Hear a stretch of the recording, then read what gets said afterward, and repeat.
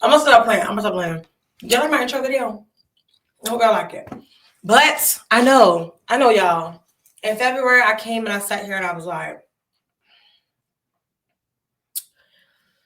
I ain't come back. At least not until April. I said April, right? It was April 24th. But you know what?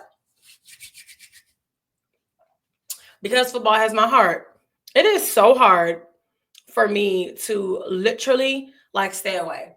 And so much has been going on, and I just want to talk about it. And you know what?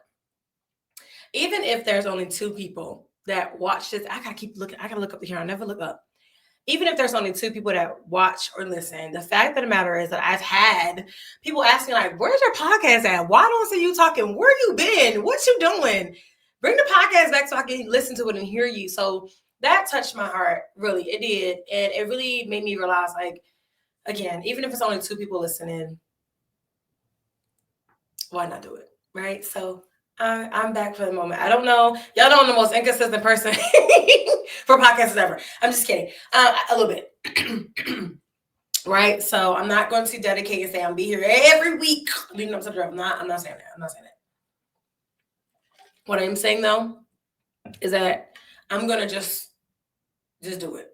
Don't look at this right now because, okay, Locker Talk is doing March Madness. So if you have not been a part of the March Madness conversations, go over to Locker Talk, watch Locker Talk. You know, that's my other podcast show where I talk about all things sports over there. And right now we're just dedicating ourselves and our time to March Madness. And then slowly we're moving into NBA and NHL over there.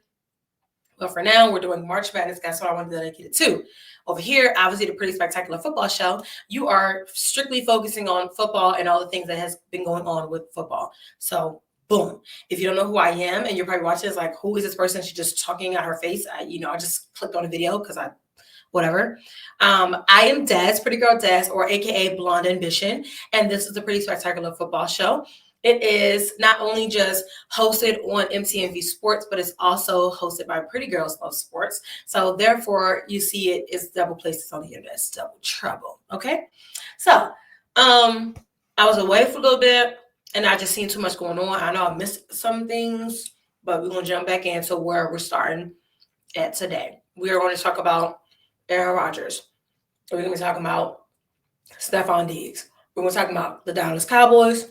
We're going to talk about NFL changes that may be coming and things that are going on. And we're also going to be talking about Colorado and much more going into that. So let's go ahead and dive right in. I'm going to play a commercial though really quick because I have to get used to doing the commercials because I definitely don't be doing it, y'all. So let's see if I can do it. I don't even know if it's going to do it. That's another thing too. I'm not going to be on here just trying to be perfect. I just try to be perfect. And it's not working. So let's see if this works. If it doesn't work, we're going to just keep going. It's not just about the love of the game. It's about dedication and commitment through the process and the patience to endure. There's joy in reaching your goals and peace in knowing you've done all you're supposed to do. CAROUSEL brand. It's not just a brand. It's a lifestyle. So there you have it. The CAROUSEL brand is a sponsor for NTMV Sports. And yeah, we're going to move on. So going into the start of this, something that really caught my eye again, I'm going to be doing structured yap. I'm not just going to yap. It's going to be structured. Okay, anyway. I haven't seen my team. You can't even see my blanket right now. It's kind of nuts. Y'all know. I know who I am. I know by now. By now you should know. All right. Pittsburgh is in a really tough predicament, tough spot. They have lost Russell Wilson. Russell Wilson has now signed with the New York Giants. They have lost Justin Fields. Justin Fields has now signed with the New York Jets. And I'm gonna talk to so much candy. And it's a really tough thing.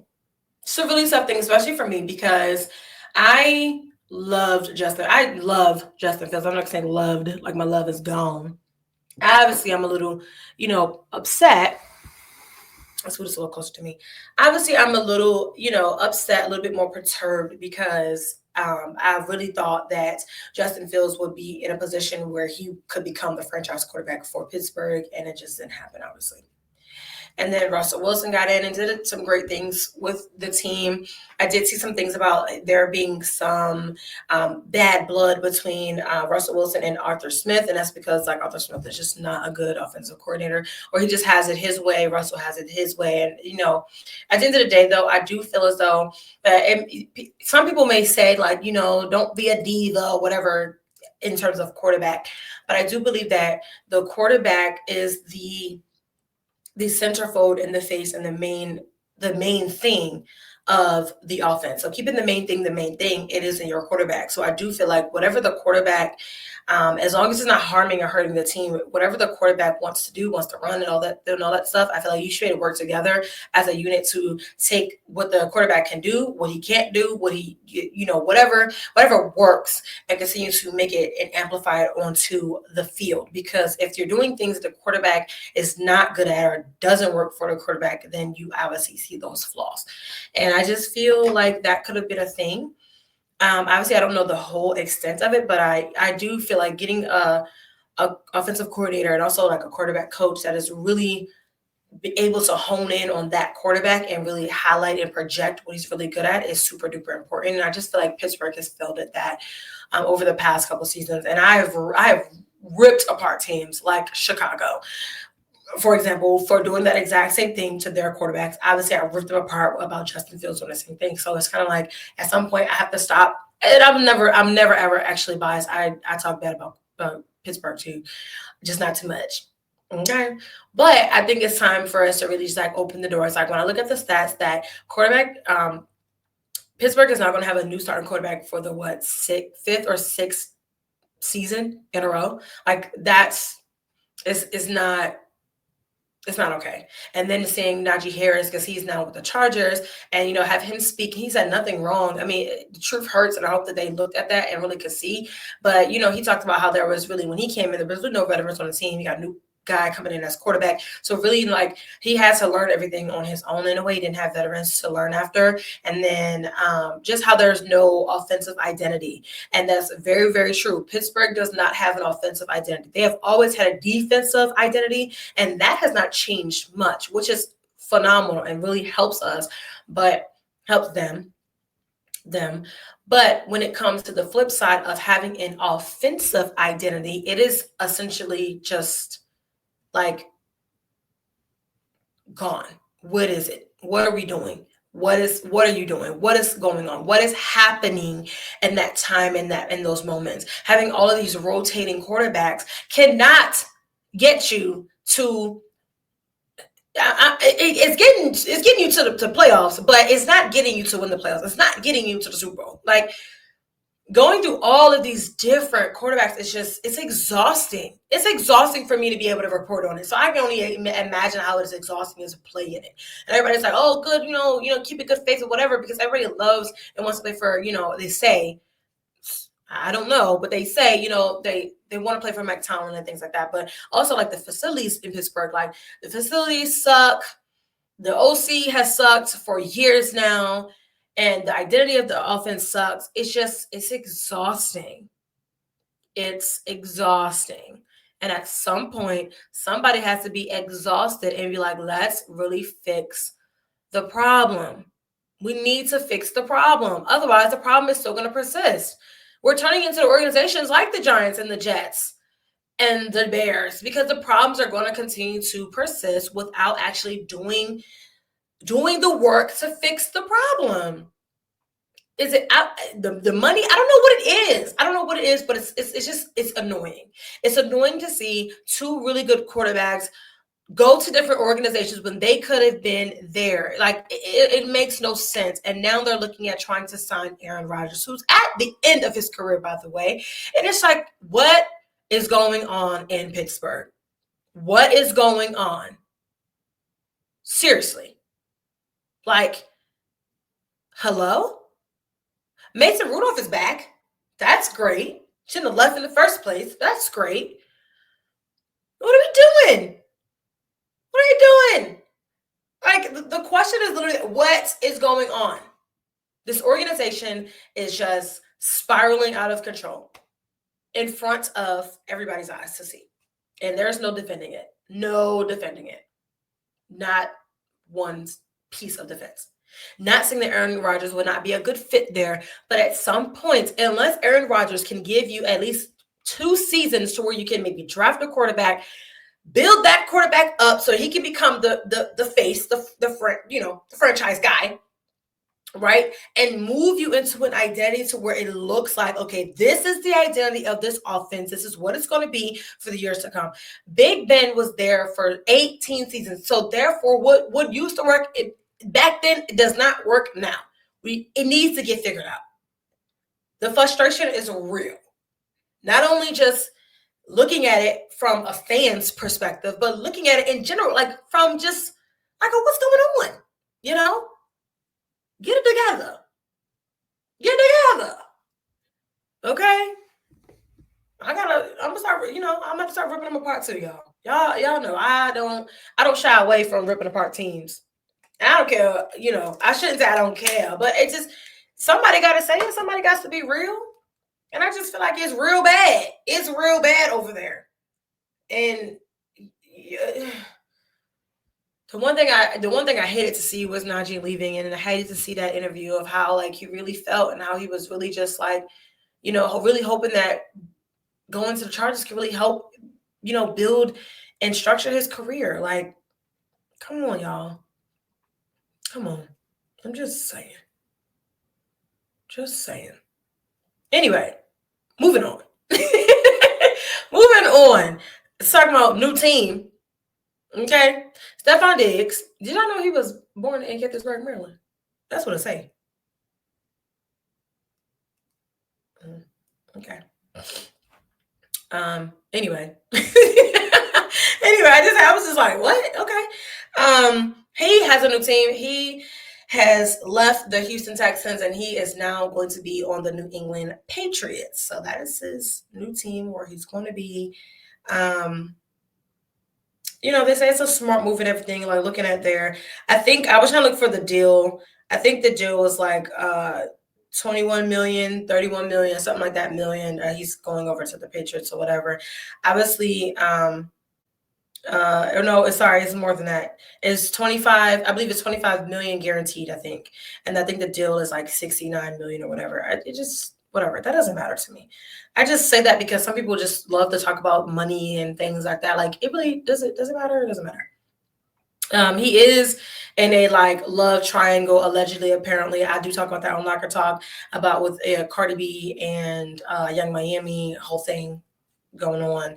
So, that's just what he's doing. So if y'all see Cardi B in New England, you already know. Okay, cool beans.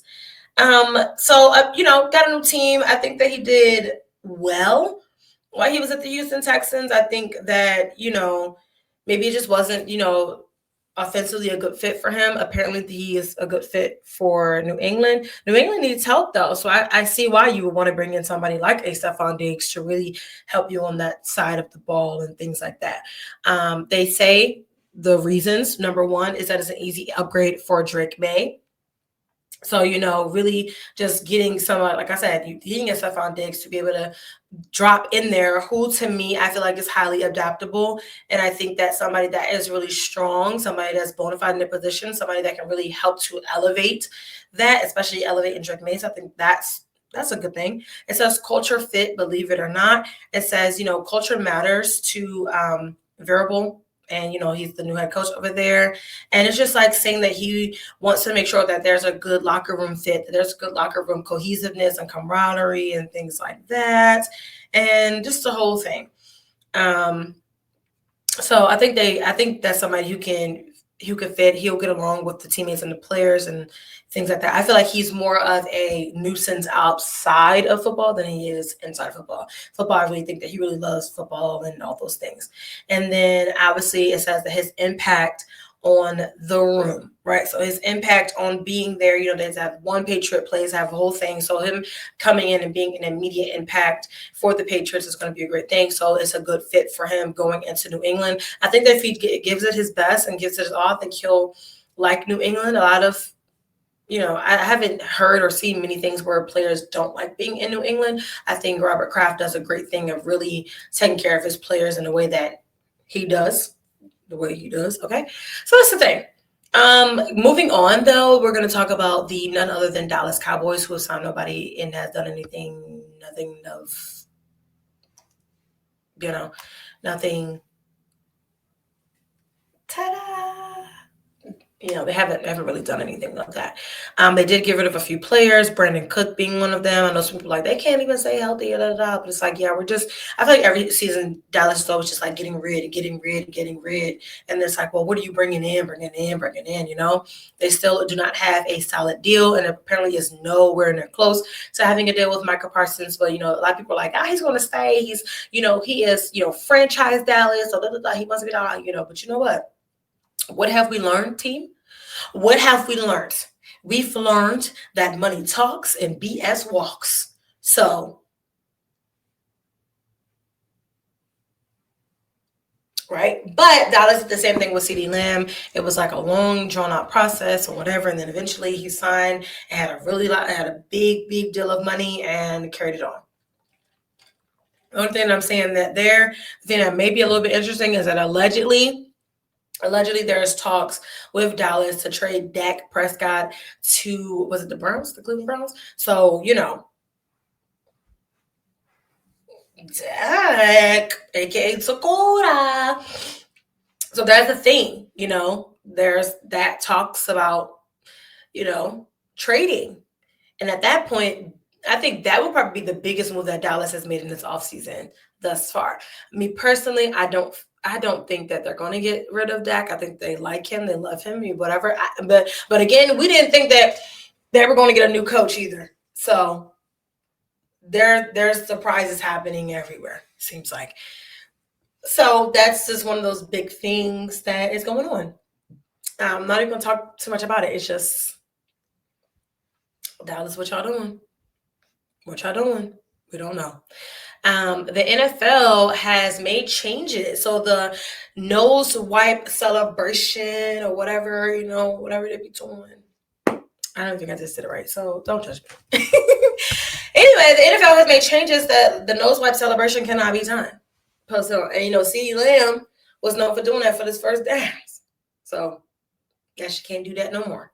They're changing it. There's a lot of rules that things are going to be getting changed. They're really trying to take out tush, push. Y'all know the thing that the Eagles do really, really well. Okay? So they're trying to take that out. They're trying to change that. They're trying to make the overtime rules the same as the playoff rules, or they're trying to make both be unison as in one. I do think that playoff overtime rules is just I don't know. I feel like it's a little bit more fair to me, but you don't really see too many overtime playoff things going on. But I do think that it should be the same whether there's off season or postseason, because confusion, hello, it should just be the same. Let's keep it all the same. If all the other rules are the same, why is that one rule different? It doesn't make sense. So it should all be the same. So I do agree with that. I just wonder which one, if they do make it a unified rule, I wonder which one are they going to actually pick. Are they going to use the regular season rules and just move it into the playoffs? Or are they going to take the playoff rules and just move it into the regular season? It would make sense, though, if either way it would make sense, because if you do the regular season one and the postseason, they already know how to do it. They already know how to play. They already know the rules. But I could also see why, we want to take the playoff rules and move it into regular season, because then it kind of gets you prepared for if this was to occur in the postseason. But it should have never been two different things anyway, just my opinion. I know I'm giving my opinion, so if you don't like my opinions, I probably won't like yours either. So I'm just saying. Okay. And speaking of continuing, obviously we're going to move into some college football though. So for college football, there is lots of pro days going on. Obviously the combine has came and went, not as explosive as a combine as it was, when there was Xavier Worthy and he was, fastest man and just a lot of things. I I really don't really see a lot of like big highlight things or big headline things coming out of the combine. It's like you just go there, you do what you have to do, you show out if you need to show out. If you don't, then you better hope that maybe you can redeem yourself at pro day or such. So combine has came and went. Whoop. Now you're moving on to pro days at different schools. So lots of different pro days. And the two that kind of stuck out for me so far, at least I think it's a pro day. I'm going to say it's a pro day because the way it is done. But the first one is Florida. So the Florida Gators, they have a big. They got a big. And not in a bad way. Like he big fella, right? So his name is Desmond Watson. I had to make sure I got it right. Hey, Des, we twins. Okay. Come on the podcast. But Desmond Watson is 464 pounds. I got to make sure I get it right because I got his stats over here. So I got to make sure I get it right. He has a 25-inch vertical. He did, what's something it's called? The bench press. 225. He did 36 of them, like, up, down thingies. And he ran a 5.93 in the 40. Big dude. Right? I stand out. Stand out to me. Stand out. Get him on the team. Somebody's team. Send him to Pittsburgh, Lord. But no, seriously, like really, really good standout to me. I'm like, whoa, that's crazy. He is a good unit. Like all together, he's a really good unit. Obviously, some people are like, he gonna have to lose weight. He's not gonna be like, y'all, okay? Listen. Y'all are talking about the future, okay? He not losing 50 pounds between pro day and so, no, I don't think so. I think that's too short of a time. In a month of time, he's not gonna lose 50 pounds. Right? Can he condition? Can he tighten up? Yes. They say like, for the NFL, he's going to drop some weight. Okay. We got it. We get it. But the point of the matter is this man showed out. He's a standout, a great unit together, all together. Did you not just hear what I just said? 464 pounds. Did you not hear what I just said? He ran a 5.9 in the 40. Okay. Good. He going on a roster. He's going to be on somebody's roster. Okay? He's going to be on somebody's roster. And just I watched the video. I watched him move. I'm like, whoa, he's good. He's good. Good. Okay? So, shut up. Do people say that? Shut up. Jeez, okay. Moving on. The next pro day, which I'm calling it a pro day, but Coach Prime and the Buffs are calling it We Ain't Hard to Find Showcase. And that's going to be happening on April 4th, and you can watch it at 12:30 Mountain Time. So that'll be about 12:31 to, 2:30? 2:30 Eastern Standard Time? Did I get it right, y'all? Make sure I got it right. So they essentially, you will get to see them, their team. There are 16 NFL prospects. You get to see them. You get to see what they got, including Shador as well as Travis Hunter. So, they made sure that they are dipping and doing everything that they have done, as you already know, has always been grand. Has been grand and grandiose. Has been people. I don't want to say it's showy or it's for a show, but they've really taken. Whether you say it's because it's only happening for them because it's Deion Sanders, it's only happening for them because of, the money or whatever that's going on over there. I also think that it's happening for them because they're putting it in place to make it happen for them. If that makes sense. Everybody else kind of just settles for like, oh, the pro day, we'll just get some highlights, we'll get some videos, and we'll just post it. You're like, no, they're like, yes, getting a TV video is obviously something that you will need to do to get your pro days and things like that streamed. But it's also like, has anybody ever actually taken the time or the chance to reach out and try to get it done? Has any of these big schools ever done that? Like in Alabama, I definitely think that people would have loved to see Alabama's pro day showcase on the television screen. That's just me, in my opinion. I don't know though. And again, I haven't sat and did, extensive research into who else has done something like this, but we see it. It's in our face. It's already posted. It's everywhere. And that people are going to tune in. Whether you Deion Sanders or not, you're going to tune in. And that's why it works so well, right? And I feel like that's why I said Alabama, because no matter what, no matter if you like Alabama or not, you are going to tune in. Some people tune in because they hate them so bad and like, I just want to see them mess up. Mess up. Some people are like, oh yeah, yes, we love Coach Bay, we love roll tide, and there's fans around the world, I say fans around the world, but there's fans everywhere, so I can't make it, or sometimes I believe it's actually close to the public, I think. So yeah, I get to watch them, I get to see our prospects and see what they're doing and everything. So it's like, I'm not really sure if there's if there has ever been, jeez, what was it hard for me to say?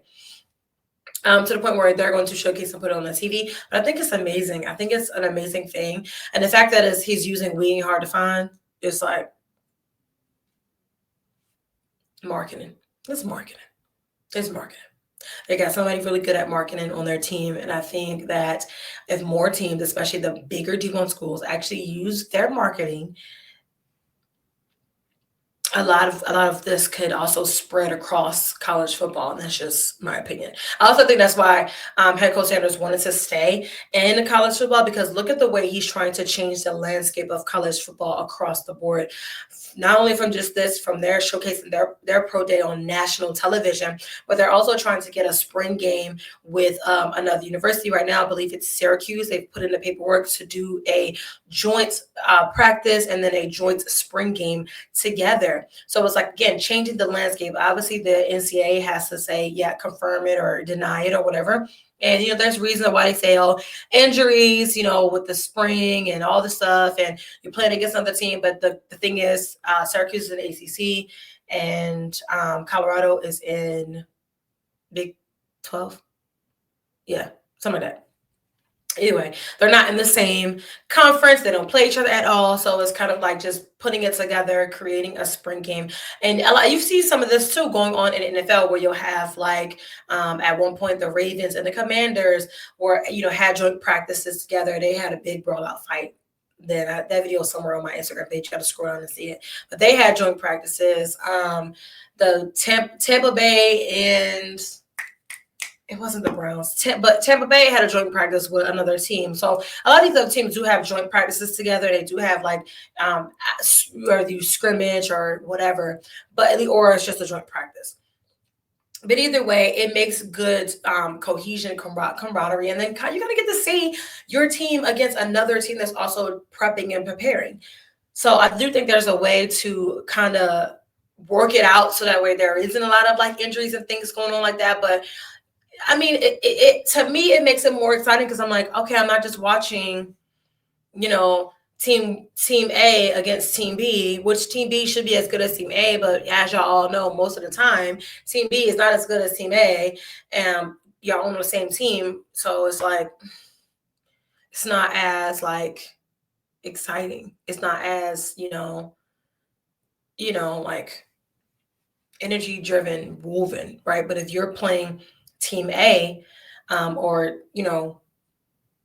Team Orange, as in Syracuse, and Team Gold, as in the Buffs, and y'all both are playing Team A's against each other in spring practice, and then doing scrimmaging, like boom, and then you get to see both Team B's play against each other, boom, you kind of get to see engage, like, where do we need to get better? What do we need to do? And again, they're not out there doing it as an actual football game to where they're trying to knock each other like purposely. So I think it's a good thing. I'm waiting to see if, the NCAA, what they say, what they don't say, what they do, or whatever. I think it's a good thing. I think with the proper precautions, I think it could be really good. And again, I believe that this is why Coach Prime wanted to stay in college. He wants to change the landscape of college football, and little by little, it's being done. And again, whether you don't like him or whether you love him, you're going to tune in anyway. And they already know that. And that's why they're using it to their advantage. Great opportunity that a lot of these young men may not even get a chance to have. No, there's no saying if all 16 of the prospects will even make it into the NFL. Like, that would be obviously amazing if they do. But at least they get to say they got to showcase themselves. They got to showcase their skills and everything with their university on national television. And that's not really heard of, But moving on, I believe my last topic is that a coach that we haven't heard much of and seen much of recently since leaving the Commanders, Ron Rivera, He has now become the general manager at the University of California for football. So he's moving on to a new role. And he will be there. So it'll be exciting to see what he does there as the general manager and how he really takes and structures and changes that program around, hopefully for the better, and to see all the things that they will be doing. Yeah. So that's it. That's all my topics. I'm done yapping for the day. All right. Please make sure you are hitting the like button, hit the subscribe button, especially if you're on YouTube. Please subscribe. We need all the subscriptions that we can get, honey. We're trying to build a community over here. And make sure that you're hitting that notification bell to turn your notifications on for when I am going to be coming on doing the Pretty Spectacular Football Show. It is always going to be up and running. And I'm always going to try to give y'all at least a 2-hour notification when I'll be hopping on. Okay. And again, make sure you're sharing the content. And I can't wait to see you all on the next Pretty Spectacular Football Show. Bye.